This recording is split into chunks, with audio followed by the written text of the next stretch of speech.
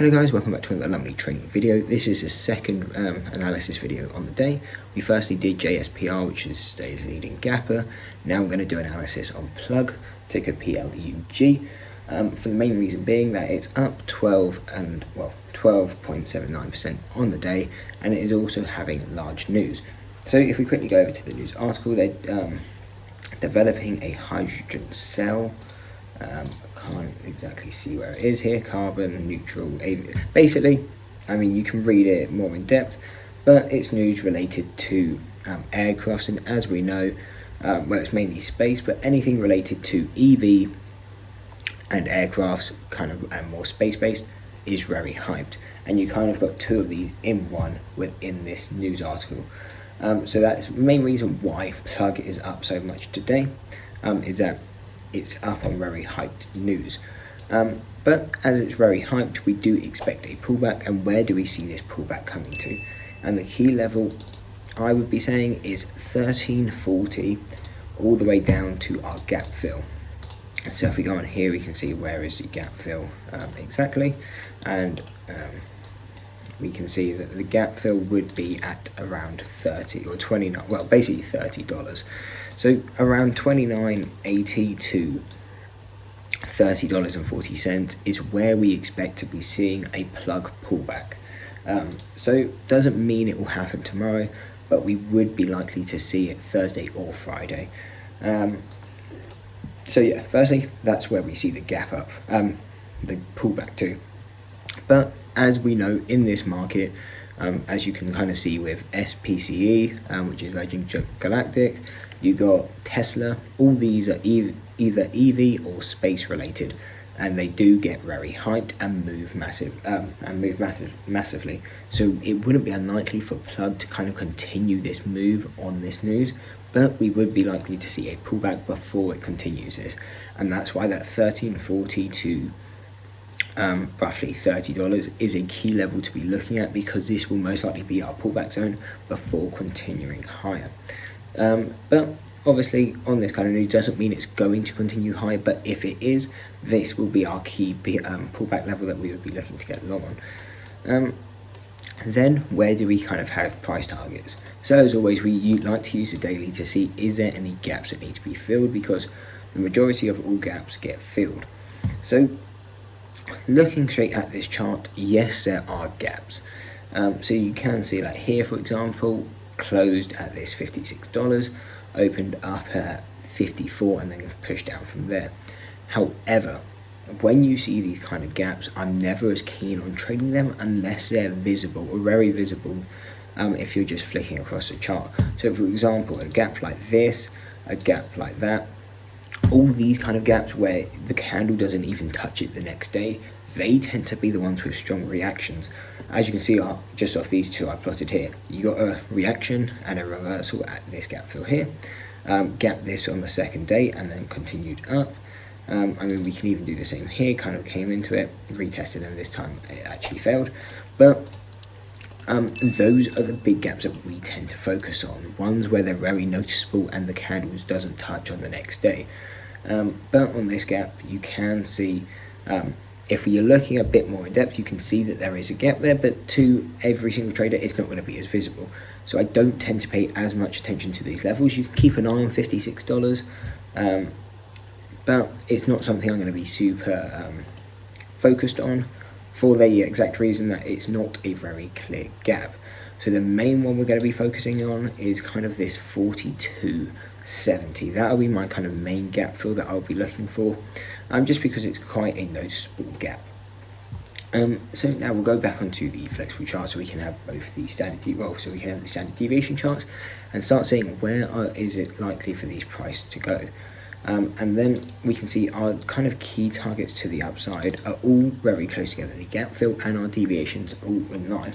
That's not a coincidence. You see that all the time at deviations, it will line up with a major level of support and resistance, or just where a major level of buying and or selling pressure, or buying or selling pressure, will be coming in.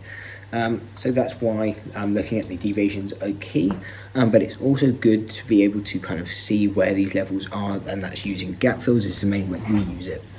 So yeah, basically $41.50 all the way up to around $42.70 is an area where we would start to see selling pressure, and may mean it's going to be a reversal, and from there we kind of continue back down, or could be a large pullback area. But no matter what, this is kind of our key target right now for where we expect this to push up. If it's going to continue up, those are our price targets, but also a zone. Not only will we be looking in profits there, but it wouldn't be unlikely for us to be looking for a short position here. And depending on if there's new news out, we'll decide on if we're looking to kind of have a very short swing trade on it / day trade, or if we're looking for a larger move. For example, if it comes up to this 41.50 to kind of 42.70 and there's no new news, then it wouldn't be unlikely for us to kind of short this move back into the first deviation, so we'd be looking for around a $10 move. However, if it kind of comes into this level and more news is coming out, then we'll be a bit more hesitant and maybe look more for a day or very short swing trade. But overall, those are, that is for right now, our key price targets and levels to be looking at is at 41.50 to 42.70. If it breaks out of there, where then we next looking at 53 to 54 dollars, or kind of $55 is that next key area. And this is personally where I see it kind of going to its main high for the time being. For the main reason being is that it would push it to its third deviation on the 4 hour, and right now, unless they have quite a lot of strong news, it's unlikely that we would trade outside of that third deviation. As you see that on any kind of large cap stock or big name, that when they come into a third deviation, doesn't matter if it's on the daily or 4 hour, kind of whatever third deviation is first, unless there is a big news catalyst, they don't tend to move outside of that range.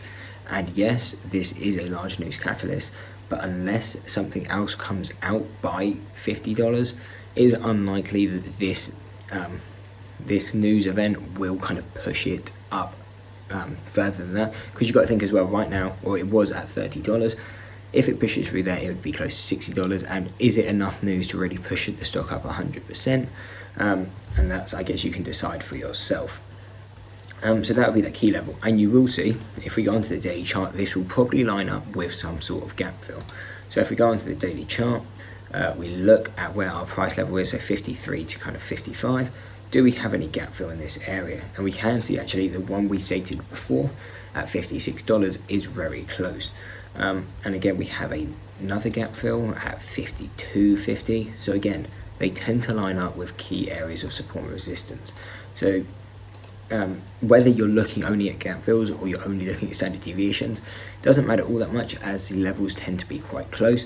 But it's usually a good idea just to know where both are, because for example, let's say if it was to reverse at this gap fill, that's a bit before the deviation and you don't want to miss a trade. So sometimes it's good to know where the levels are that you're looking for. So overall, to the upside, those are our main targets. Obviously, if it does break high, all you need to be doing is looking at the deviations. They will give you your price targets for either shorts or locking in profits, depending on how you're trading it. And to the downside as well, we will always do the targets. Kind of 18. Obviously, we don't expect plug to go anywhere near the $7, but if it did, you know, we have the price targets for it. One level to be looking at out for wouldn't be something we would trade, but is always a key thing to be looking out for is statistical means, because you tend to see at statistical means that either they have a strong push up or a strong pullback. They don't tend to hover on statistical means all that long. And as we can see, at $28.60 roughly is where our statistical mean is. We tested it the first time and pulled back quite heavily, and now we've retested it and it looks like we're good, well, and we have broken out very strong. So the way you can quite easily tell is if the move is over is when plug comes back to retest, because at some point it will come back to a statistical mean. Doesn't mean it's going to happen in the next day, doesn't mean it's going to happen in the next week or even the next month, but when it does come back to the statistical mean is quite an easy way to tell if the move is over or not. If it comes back to the statistical mean and breaks through and kind of closes below, then most likely that move is done, at least to the upside, and then you'd probably be looking to get some low risk buy opportunities to the downside. So that's kind of the key things I want to go over on plug. Key levels, again, key levels will be the 42.70 down to around 41.50. But again, always depends on how you trade, on how you will use these levels. But the best way to think of these is, if you're looking to get short, these are usually good short levels. If you're looking to get long, you can usually use these as price targets. For example, if you're long now, locking in profits at 41.50 is usually a good idea. Or if you're looking to get long off these levels, how would you do that? In a simple way, obviously you would have to have some sort of strategy in mind, but it would usually be you wait for it to kind of break out of this level, so break out of the 42.70, for example, go to $44, pull back to the 42.70 line, and then that could be considered a low risk long if you think it's going to continue the move.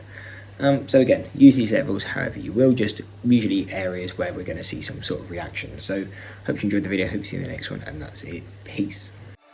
I wanna go, I wanna fly, I wanna take myself